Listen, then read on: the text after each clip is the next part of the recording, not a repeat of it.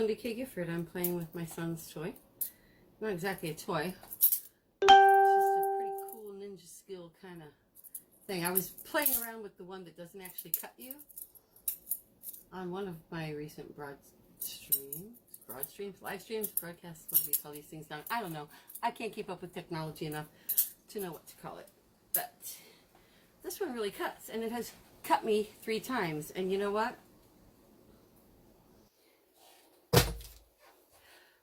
I liken it to what I would consider verbal abuse I'm getting from people in the comment thread. I'm like, bring it. That's good. I did welcome that. I did. Let's look at my teeth. Oh, I don't do red much, but I've got like this red shirt on. Yeah. So I thought I'd go red. So your lack of empathy is like shocking. The lack of empathy in the world is shocking. Today I got my second vaccine. Yay! My son and I got our second vaccine. So that's another thing. Why would you get one and not go get the other one? People are like, oh, I'm probably kind of okay now. That's not how it works. It's not I'm 50% more or less likely to die now that I got my first vaccine. The two together make a one whole. Okay? It's like you can't put half an apple away for a week and it'll be fine. Half's gonna rot. You gotta do it when you're supposed to. Go. That was a terrible example. I don't know. I just made that up. But the point is, get your vaccine if you haven't, and if you have missed your second dose recently, please go get it. What did you take the first one for if you're gonna miss the second one? It's shocking. I got mine today, and to find out how many people didn't, it's like, wow. Wow. So I'm Linda K. Gifford. Hello. Probably edit all that out. So let's start again. Hi there. I'm Linda K. Gifford. I am a sexual abuse survivor, and that means a survivor of long-term childhood sexual abuse. There are different ways to be sexually abused, but we tend to come together because we have a lot of common PTSD issues to deal with. And so what I have done, following really an effort to save my sanity, and I'll give that to the people in the comments, you're crazy or whatever. It's like, no, I'm not, but you know what, I have made a concerted effort not to be, because I could be, considering what I've been through. If you had been what I've been through, and I say don't compare crosses, granted, but to the hater women who come on my comments and message me personally and tell me I should have known better, I'm responsible for what happened to me. I mean, just crazy stuff. Crazy stuff. I've been told it's disgusting that I talk about sexual fulfillment. I mean, that is the biggest problem right there, isn't it? That we're not allowed to even discuss our own fulfillment. Because that's not a thing in the patriarchy, is it? And if you don't think you're in a patriarchy, then you're wrong. You are. You are in a patriarchy. For example, and the topic of today's live stream, for the most part, I'm sure will be all over the place. Word salad style, Linda. Linda, not me, Linda. Linda, another Linda. Linda Bush, because that's what you said. Word salad. I'm like, yep. We're going to be all over the place.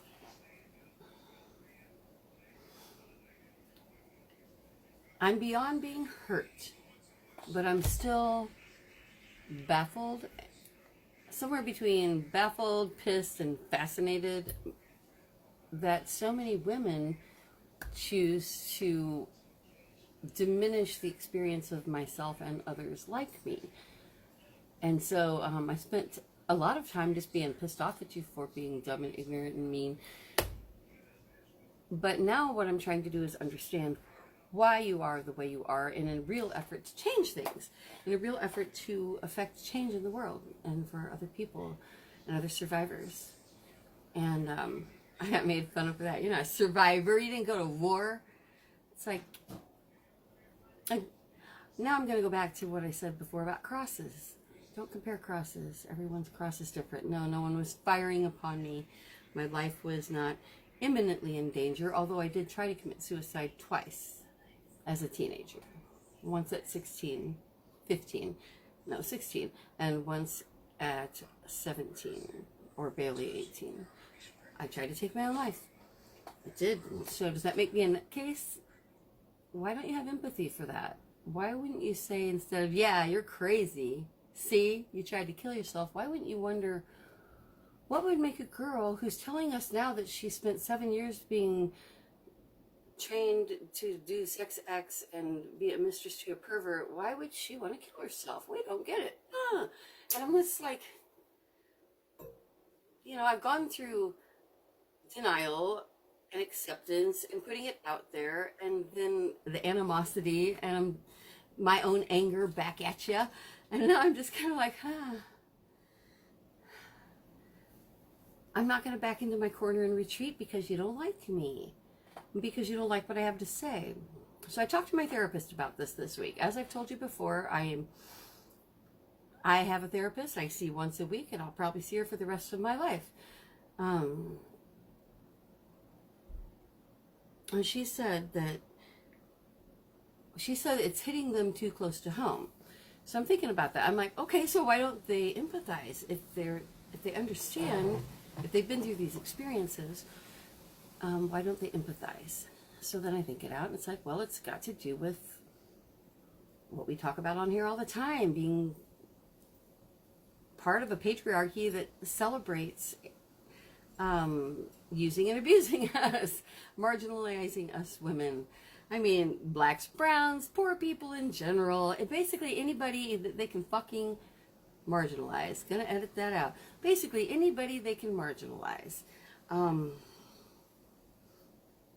And these PragerU chicks, yeah, chicks, eat it up. And they come at me. If you go on PragerU and look up my name, there's just like a barrage. I haven't even looked at them. I mean, I don't have time to look through all that crap. They've just attacked me. I get on there to troll. So I got on there to troll them a little bit. And to troll, this is my son trolling me at the moment. Oh. This was my son John's, and it was already an antique then. I don't know about an antique, but it's old. All right, I digress. So on PragerU, all these women without empathy who don't expound either. I'm like, okay, what do you think is real then? You know, nutcase, commie, radical. I'm like, well, that's all helpful, but can you be more specific? In my comments on one of my later, maybe the last live stream, you'll see someone coming at me with just negative, that it's all, I'm the bad guy. Somehow I'm the bad guy. So I'm sorry, I didn't know that you're not supposed to suck your 12 years at least older than you ex-brother-in-law's dick when I was 10.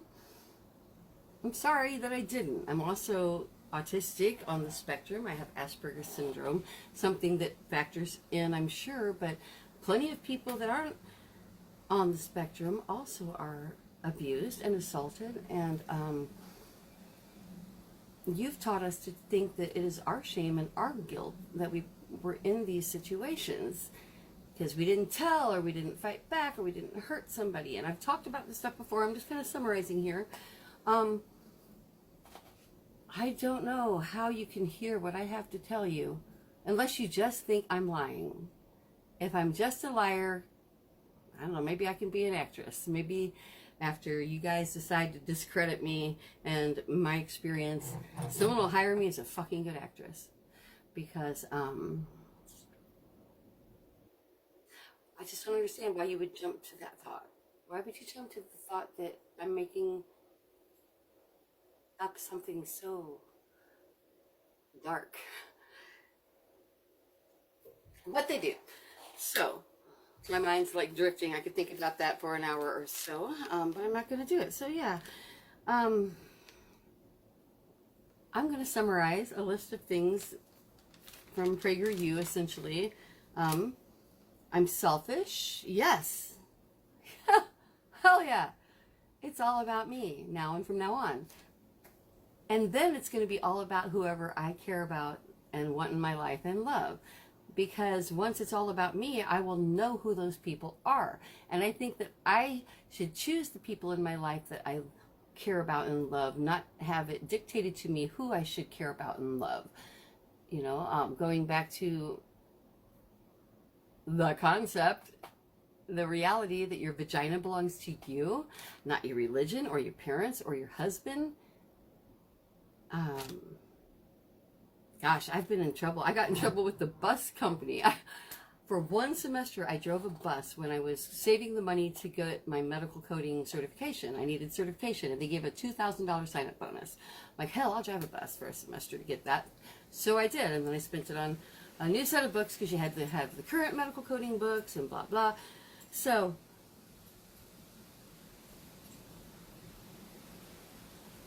there were two twins, Somalian girls, Muslim girls, and they were telling me how their brother was engaged now, and he was 9.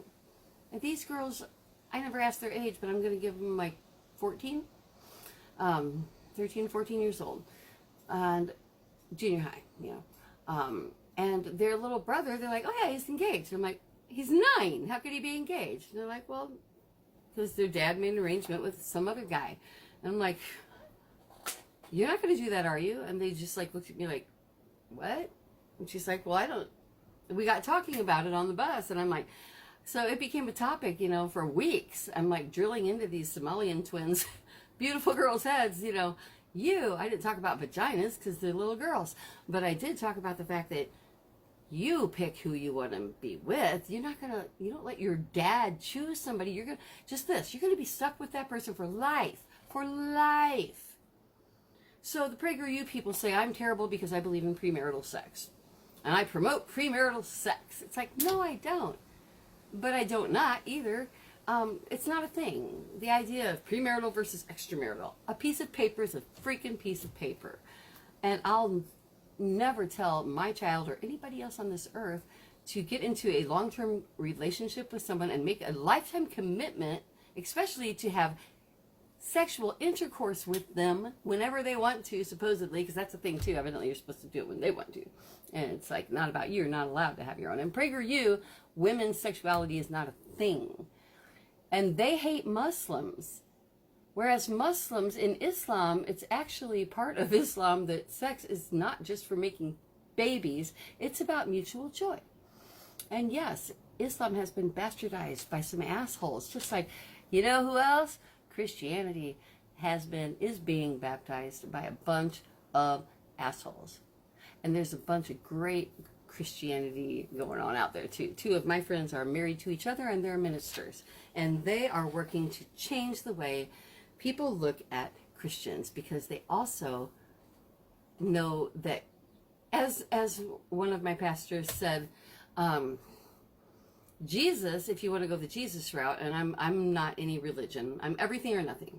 I appreciate lessons from all. She's like, Jesus said, I am the way and the light and the truth, or something like that, but I didn't say I'm the only way and the only light and the only truth. You wrote that in. If you look and you want to get biblical, how about I made you in many tribes so that you would know each other? Something like that. Isn't it in the Old Testament? So picking and choosing which part of Christianity that you want to use, not caring about taking care of everybody in society, this whole free market thing, everybody has equal chance, we don't owe anybody any reparations, blah de blah. It's nonsense. That's nonsense. Absolute nonsense. So, I digress. I'm getting political, and I want to try to be a little more focused here today on selecting who you hang out with, because that's where I'm going with this. You choose your people. You don't have to marry somebody tells you to. You don't have to stay with somebody you don't like. You don't have to have sex with somebody that you like but you don't like having sex with. You know, like I said, if the attraction isn't there, they're a friend. Why should you be forced into a relationship with somebody who is a friend, but you don't want to have sex with because it's not doing anything for you. And then you get trained as a woman in this society that your sexual fulfillment isn't important. And that's back to the top of this, where they're slamming me because I'm disgusting for saying that you should be sexually satisfied. And that makes me promiscuous and ungodly. So I would like to dispel those ideas. And instead of with anger and just calling you an ignorant moron, Jane, or Karen, I guess is what we say now. Sorry, Karens of the world, the good ones. I'm sure most of you are kind, decent people, and I don't know how they gave you the name Karen. Oh, I do. Just like Karen and Janet, it's like they take the bell curve and they see the most popular name. So, anyway, Karens are getting a bad rap right now.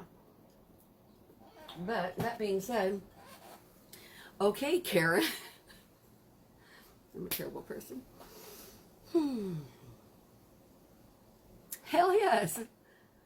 If you don't think attraction and sexual fulfillment is important, then you have been brainwashed by the establishment, because the establishment is run by men who don't want you to care about that.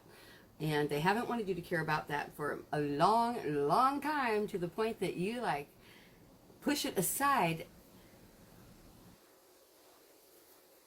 And then you like to say that people who are about their own happiness and fulfillment, including sexually, well, you should be focusing on the family. It's all about the family. It's all about God's plan for this and that. It's all about obeying your husband, the leader of the family, like God says. And this stuff just makes me sick. It does. And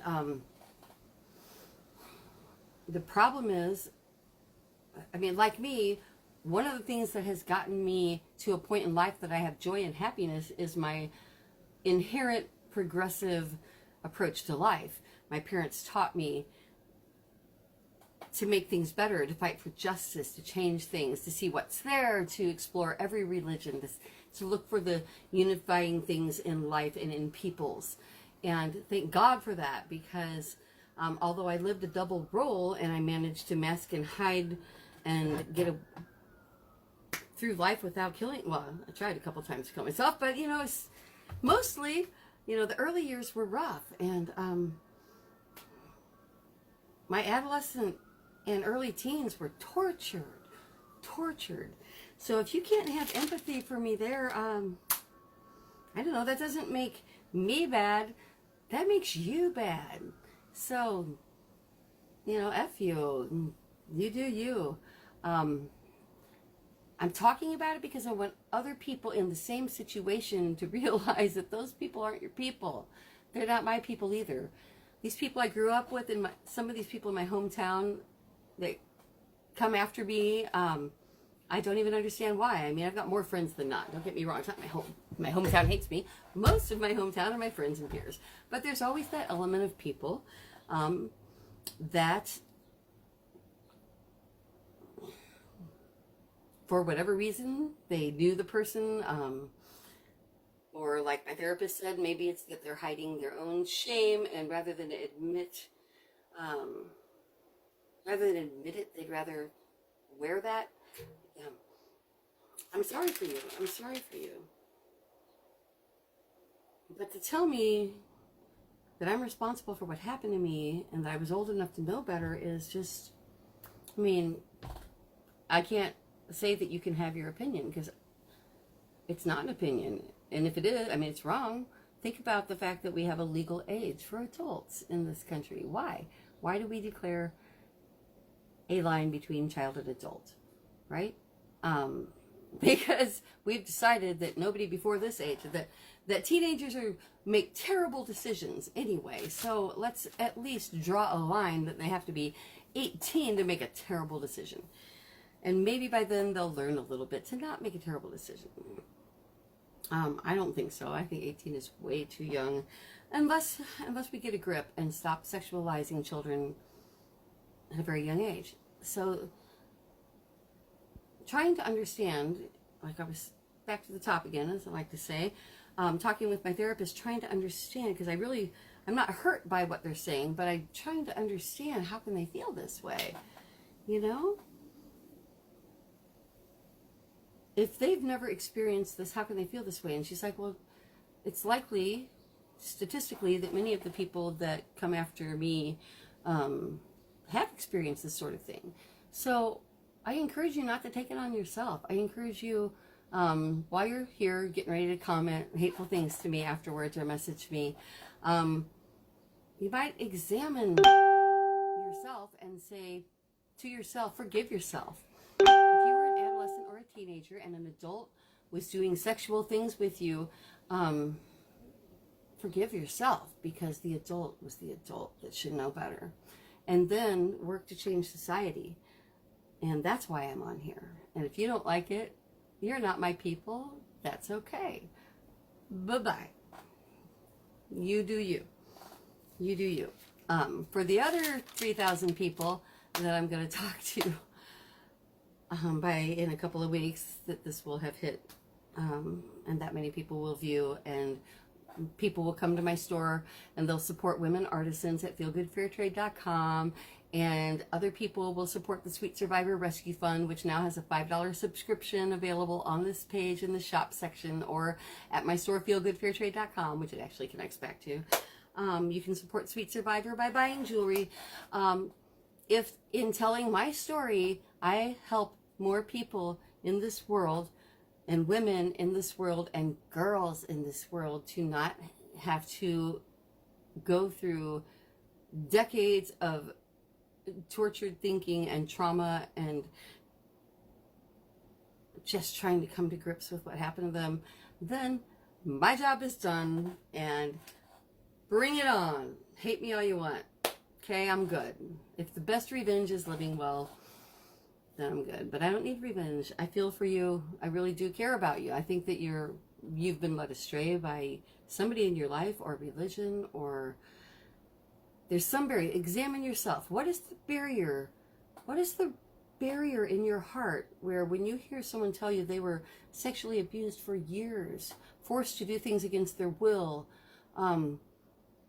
where is the barrier in your heart, or the splitter, or the whatever, what's the train, like the thing that switches it, the switcher, that switches you from feeling like, I don't want you to feel sorry for me, but I want you to feel, I want you to know it's real, and I want you to do something to make sure it doesn't happen to your children, or you, or your loved ones. So I'm pleading with you to open up your heart, and don't be a PragerU ignoramus. Sorry, but I mean, this stuff's not facts. They're telling people not to get vaccinated. I mean, come on.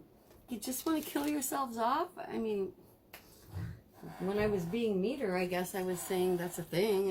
It's not, if you want to be horrible, but it's not. You're killing your elderly, you're killing your children, you're killing women. I know a lot of women in Republican and conservative households that they don't really want to be, but they're afraid not to. It's just like you're terrified to say the truth, to say what you feel.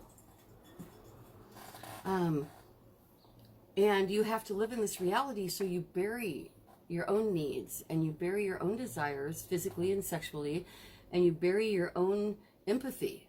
You bury your own empathy so that you can exist in the patriarchy, and you think you're having a better life because they like you.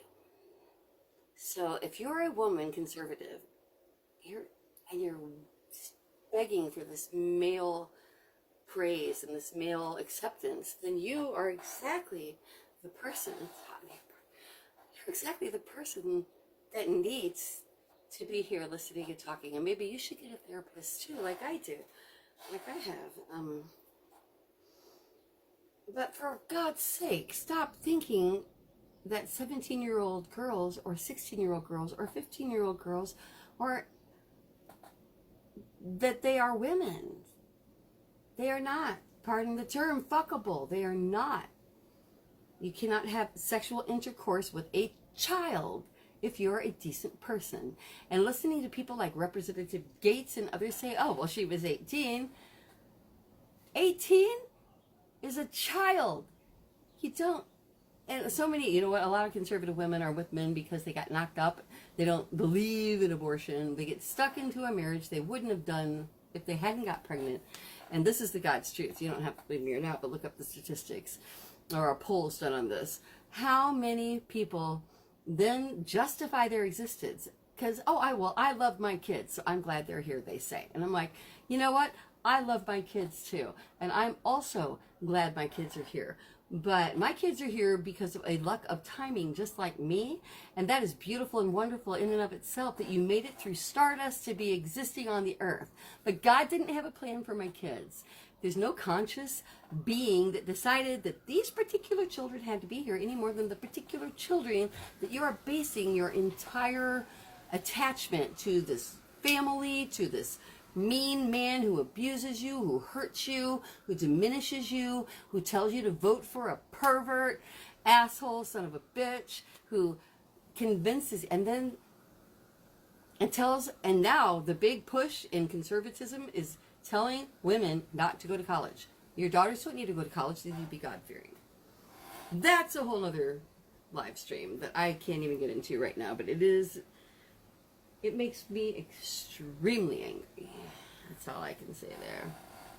Another one, I got a message.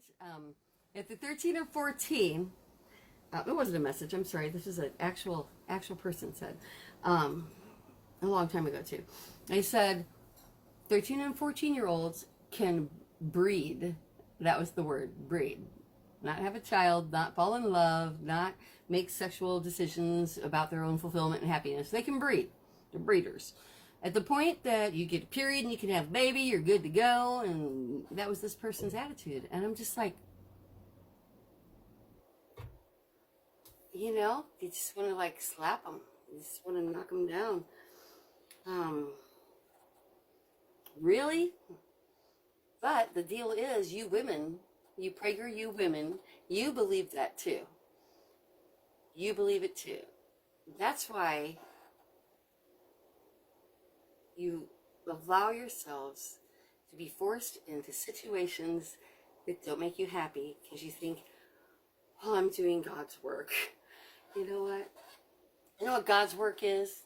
You are part of the God force. There's no religion. All religions are beautiful and fun and wonderful if you just break it down to the love part. But you get into the power trippy part and the step on people part and the deny your truth part and you can't be gay part and you can't love who you love part and the we deny your existence if it's outside of our little... Guess what? Take from religion the centering goodness, the good things of your religion, but reject from whatever religion you were raised in anything that disparages or marginalizes another human being or makes you think that they should be somehow an accessory to you or you should be in control of them. There is no human being on this earth that you should be in control of. I mean, if you're a manager, okay, to a degree, but even then, I can make an argument. It's about mutual working towards a similar goal. And whether that's in the workplace or towards an orgasm, it needs to be real between both parties, not somebody who's got a power trip over the other one. Because as soon as a man has a power trip over you, there goes any hope you have of any kind of personal fulfillment. It's true. So,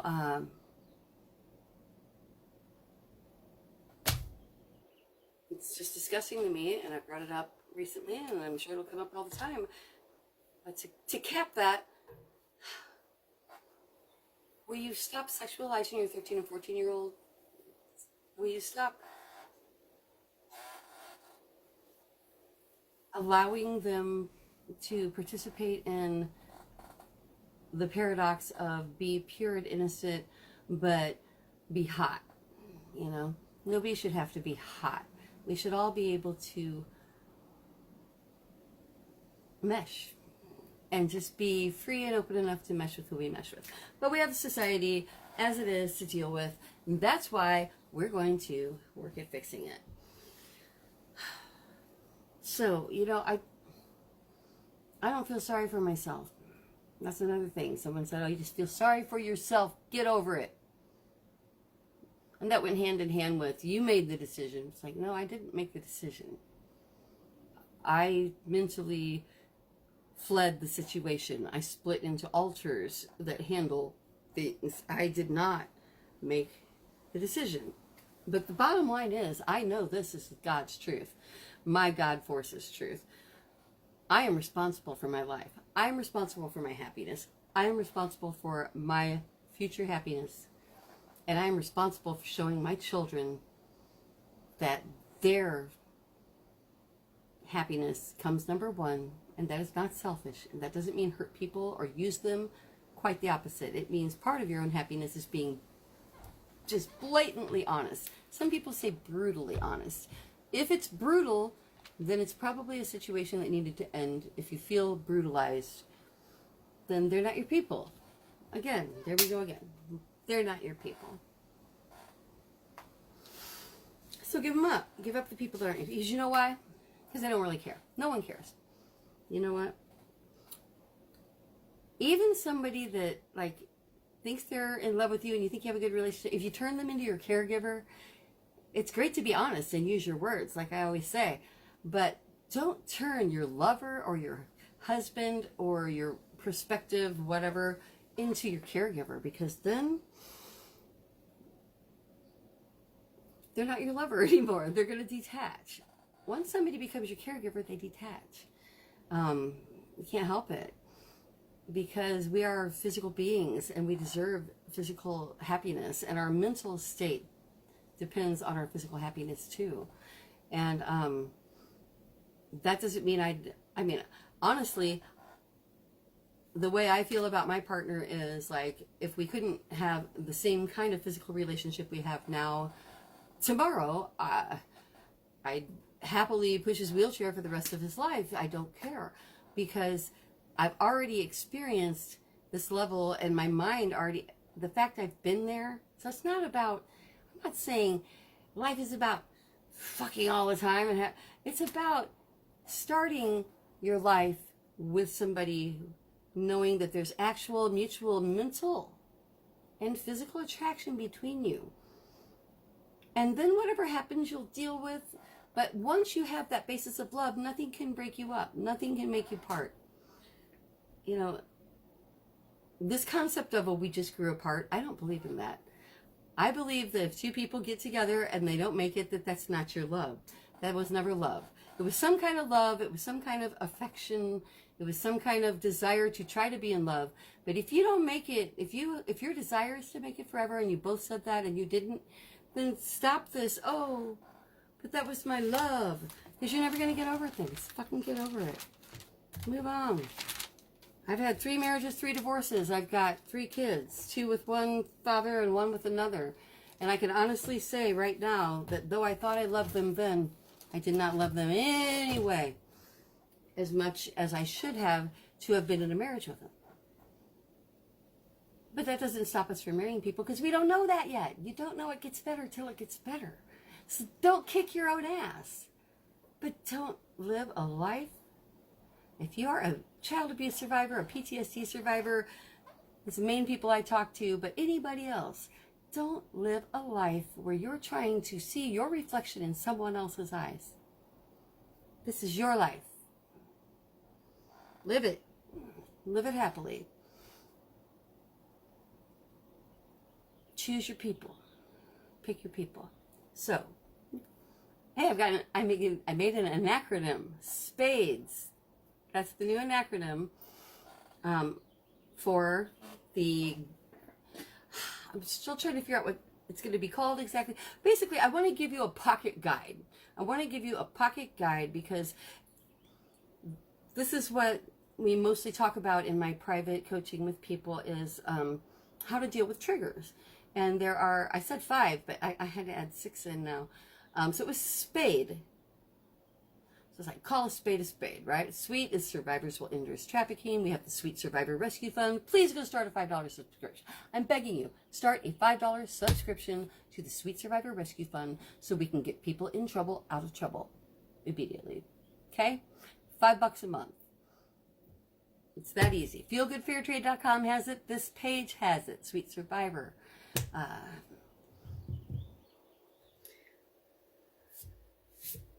Get people in trouble out of trouble.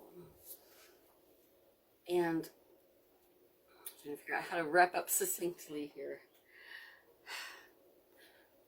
S, spades, right? The shame is not yours. P, separate the past from the present.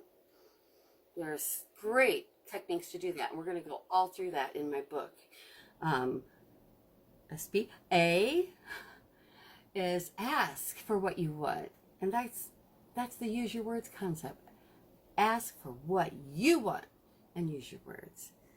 And then D, don't wait to feel okay to be okay. You're never going to be over this, but you're going to be fine. You're fine now.